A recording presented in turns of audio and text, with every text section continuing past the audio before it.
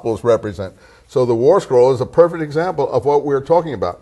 This is a step-by-step description of the final apocalyptic war against all evil on the earth that this group thought it was going to fight, led by the Messiah coming on the clouds of heaven, just like in New Testament presentation. But what's the difference? A militant, aggressive, apocalyptic messianism as opposed to a pro-Roman, cosmopolitan.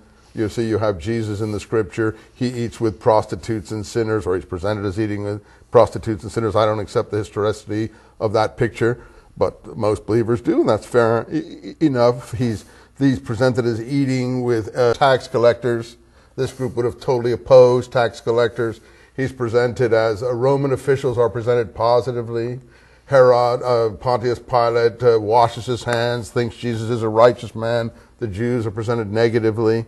John the Baptist is presented as being in opposition to the Jews, whereas in Josephus, the Jewish historian of the period, John the Baptist is a popular leader of the Jews who the Roman officials want to execute because they think he's going to lead the Jews in a popular revolution.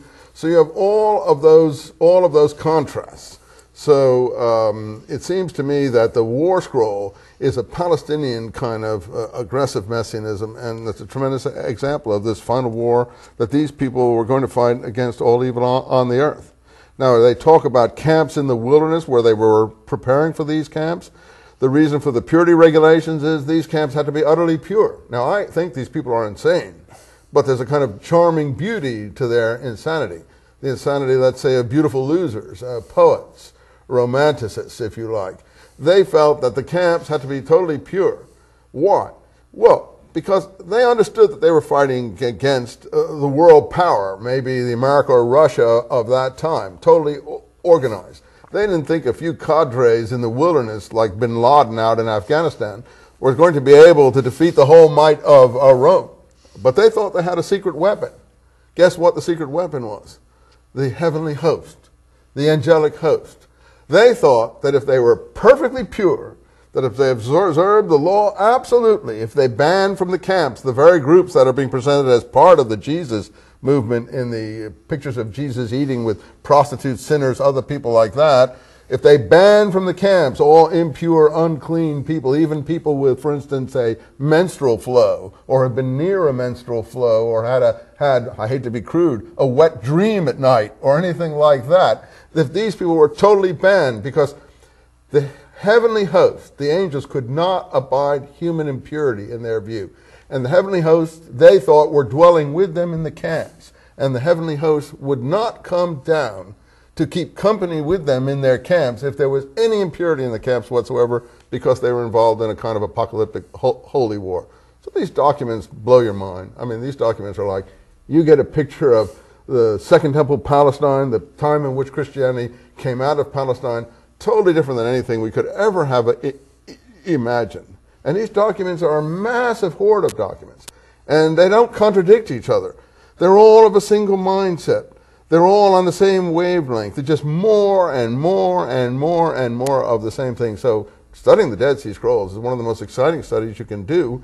And yet somehow the scholarly group that was put in charge of editing them from the 50s to the 80s turned them into the most boring thing one can imagine having ever encountered. So there was really a intercept there. There was something wrong there, and we felt we had to blow that open and start all over again. I must say it is a very fascinating realm of study. Another very important scroll was the Copper Scroll. Could you enlighten us on that? The Copper Scroll. Hey, Kevin, Mr. Fitzpatrick, you are hitting all the tough nuts here. I mean, you want me to tell you the Copper Scroll again on one foot. Copper Scroll. Copper Scroll was found in the third cave found, what we call Cave 3. DeVoe's people did find the Copper Scroll before Cave 4 was found. So let's say the Copper Scroll was probably found in 1952, and in Cave 3, you see the first cave, Cave 1, where the documents were found about a mile or a kilometer away from where the settlement was, up in the higher limestone cliffs of the Dead Sea area. There they were found in scroll jars, beautiful jars that had been prepared, and they were stuffed into jars, and they were very well preserved. So the documents from Cave 1, which were around 12 documents in all, ultimately ended up going into a museum in Israel called the Shrine of the Book, because the Israeli government purchased them in 2 loads. One from the original Bedouin in 1948, who were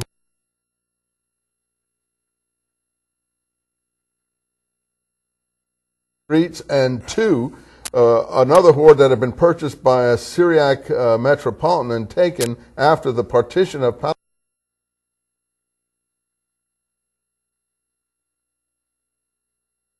where he